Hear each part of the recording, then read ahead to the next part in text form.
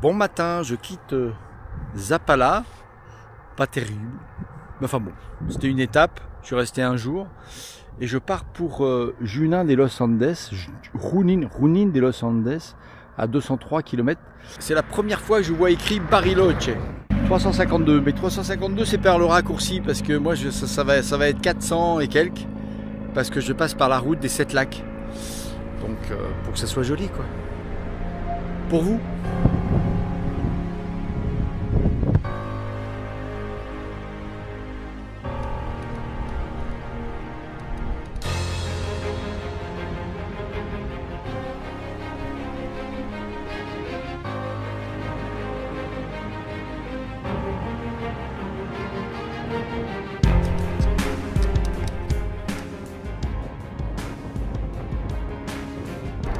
Et ils insistent, hein. Ils insistent lourdement. Ils l'ont vraiment mauvaise pour cette histoire des Malouines. 14 h, 90 km. Je crois que c'est encore un record battu. Le vent me pousse un peu, donc de temps en temps il est de côté, de temps en temps il est de dos, donc ça aide quand même. Mais bon, faut tirer quand même. Ah, tirer sur les gambettes.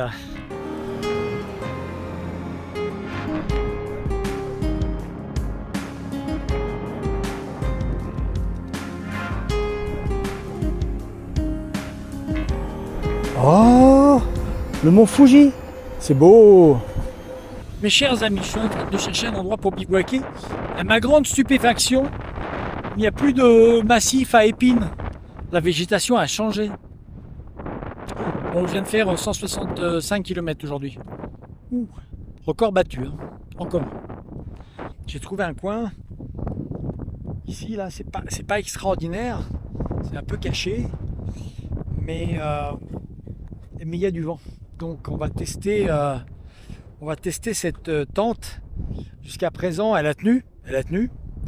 Mais là, on va la tester avec un peu de vent. C'est le moment ou jamais. La tente est montée. Il n'y a plus qu'à manger et dormir. Et demain matin, il me reste 40 km seulement pour, je crois c'est Saint-Justine de los Andes. Saint-Justin, Saint-Roustine, je sais pas comment on dit, comme d'habitude quoi. Faut que je vous raconte ce qui s'est passé cette nuit.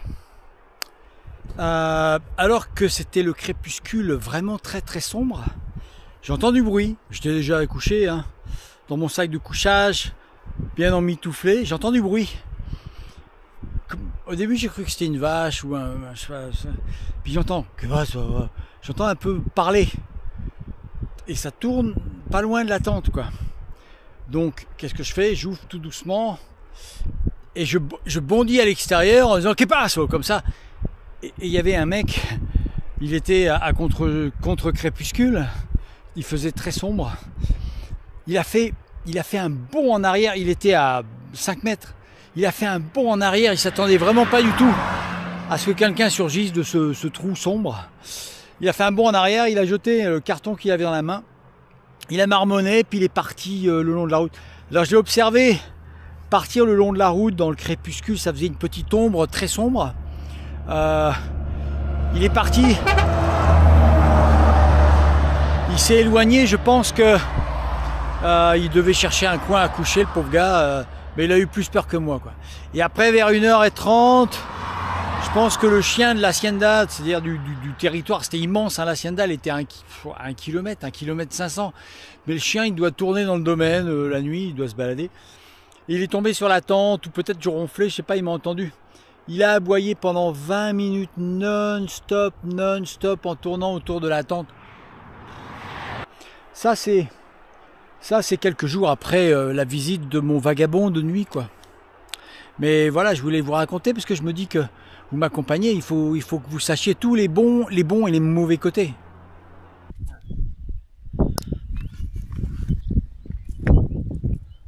Bon matin mes amis, je viens juste de démarrer. Et je tombe sur cette sorte de cratère. Je sais pas si ça, ouais, je pense que c'est un cratère. Et avec la neige, avec cette montagne superbe, ce n'est pas sans me faire penser au cratère d'une Ngorongoro en Tanzanie. C'est vraiment similaire. Il y a des petits lacs, des petites routes qui croisent. Il doit y avoir des animaux, mais pas les mêmes. J'adore cette montagne. Un cône parfait. On dirait un gâteau au coco. Ou le Fuji. Le Fujisan. Le mont Fuji japonais. Bon, allez, on y va.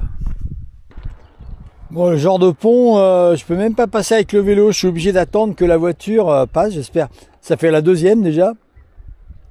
Il a l'air bien défoncé. Parce qu'elles vont doucement. Bon, allez, c'est mon tour. Là, heureusement que ça circule pas trop parce que... Hop, hop, hop, hop, hop. Oh. Enfin, des paysages qui changent. Waouh! Et je vois plus de trucs à épines. Franchement, c'est un changement total de paysage, de faune et de flore.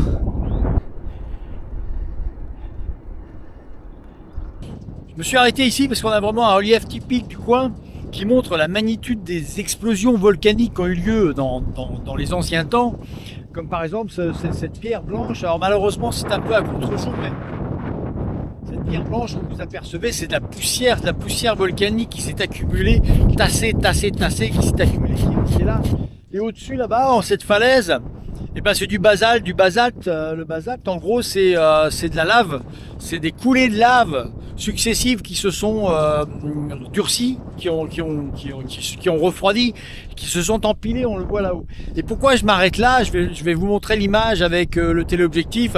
C'est parce que c'est l'endroit typique de cette falaise, c'est l'endroit typique où vivent les condors.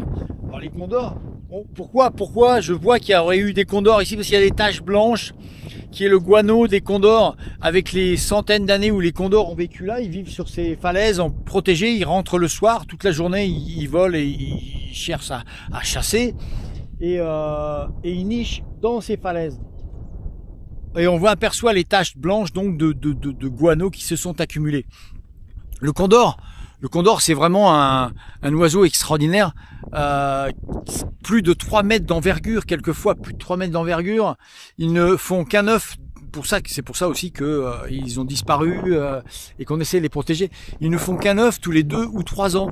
60 jours de gestation, enfin 60 jours de couvaison, pardon. Et ensuite ils restent au nid pendant à peu près 8 mois. Donc c'est vraiment, c'est pas facile à reproduire ou à élever ces pauvres condors. Ils commencent à revenir, mais il y a des endroits où bien entendu ils sont disparus. Voilà un oiseau extraordinaire. Le plus grand oiseau volant au monde, je dis bien plus de 3 mètres d'envergure de temps en temps. Alors pendant que je suis encore à 1 kilomètre de ces falaises, une petite parenthèse, saviez-vous que cette déjection d'oiseaux, ce guano, a été exploité pendant des années, au début du XXe siècle, et envoyé en France à partir d'Amérique du Sud, notamment du Pérou, pour de l'engrais, comme engrais. Il était récolté, bon pas forcément des condors, hein, mais il était récolté notamment sur les rochers avec les oiseaux pêcheurs. Il y en avait des tonnes et des tonnes. Voilà, je ferme la parenthèse. J'ai un vent de face aujourd'hui, terrible, qui multiplie forcément la difficulté de cette montée de 20 km. Alors c'est pas trop l'altitude, c'est que ça monte pendant 20 km quoi. Ça fait partie du jeu, hein. Des coquelicots jaune-orange. J'en avais vu des bleus au Ladakh à 4000 mètres, des rouges chez nous. Mais orange comme ça, j'avais jamais vu.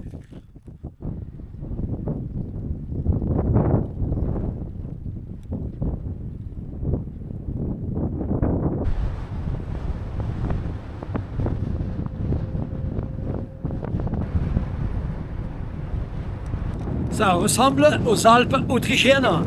Pas étonnant que beaucoup d'Allemands soient venus ici s'installer après la guerre, si vous voyez ce que je veux dire. C'était bien ici. Ils étaient bien accueillis. À l'époque, c'était une dictature. Petite parenthèse de l'histoire. Souvenir. Et vous voulez que je vous dise un truc? C'est la première fois que j'apprécie autant de voir des pissenlits. Comme quoi les voyages, ça fait apprécier les choses simples, quoi. Bon matin, je quitte Saint-Junin de Los Andes pour la dernière ligne droite, si l'on peut dire, parce que c'est vraiment pas droit, pour aller jusqu'à Bariloche. Sacrée étape. Et oui, c'est plus le désert hein, ici. Hein. C'est une très belle végétation. C'est très vert. Ça change complètement.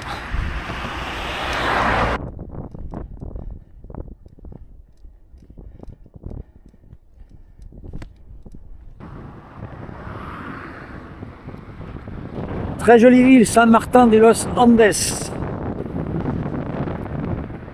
Mais alors, j'ai pas de chance avec le vent et le temps aujourd'hui.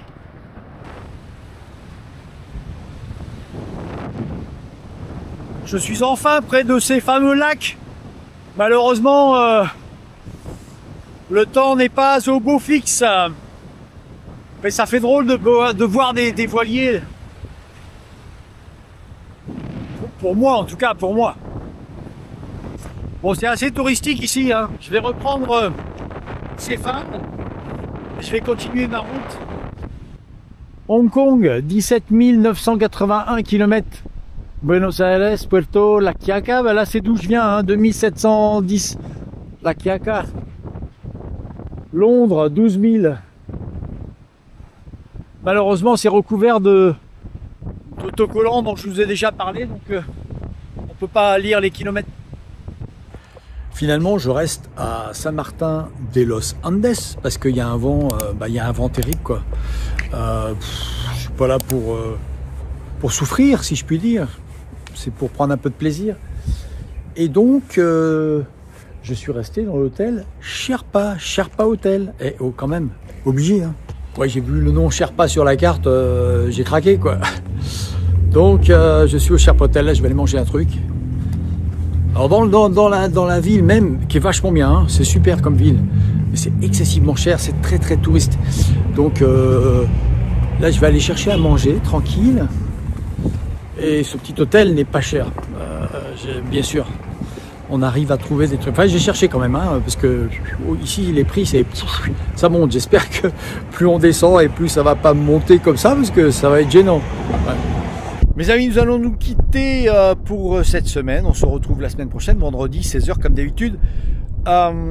N'oubliez pas de vous abonner, mettre le petit pouce, un petit commentaire, c'est vachement sympa pour moi. J'adore, ça m'occupe. Et puis on continuera ensemble en traversant la Patagonie, on y est déjà, hein, donc on continue la route. Ciao!